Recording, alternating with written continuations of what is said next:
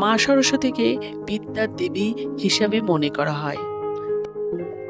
সরস্বতী পুজো হিন্দুদের কাছে জনপ্রিয় উৎসব। প্রত্যেক বছর বসন্ত পঞ্চমী তিথিতে মা সরস্বতীর পুজো হয়ে থাকে। আর এই বাগদেবীর আরাধনায় ছোট থেকে বড় আমরা সবাই উৎসবে মেতে উঠি।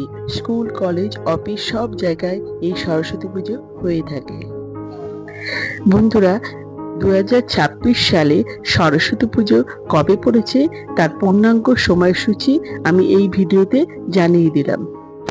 বন্ধুরা, তার আগে পরবর্তী ভিডিও পেতে চ্যানেলটাকে সাবস্ক্রাইব করে নেবেন আর ভিডিওটা লাইক শেয়ার করতে ভুলবেন না। আর কোনো কিছু তথ্য জানতে হলে কমেন্ট বক্স তো রইলই। 2026 সালে সরস্বতী পুজো পড়েছে ইংরেজির 23শে জানুয়ারি। 2026 সাল বাংলার 9ই মাঘ 1432 সাল শুক্রবার। সরস্বতী পুজোর পঞ্চমী তিথি শুরু হবে 23শে জানুয়ারি 2026 সাল শুক্রবার রাত 1:34 থেকে। পঞ্চমী তিথি থাকবে 24শে জানুয়ারি 2026 সাল শনিবার রাত 12:24 পর্যন্ত। আমার আজকের ভিডিওটা এখানেই এই পর্যন্তই শেষ করলাম।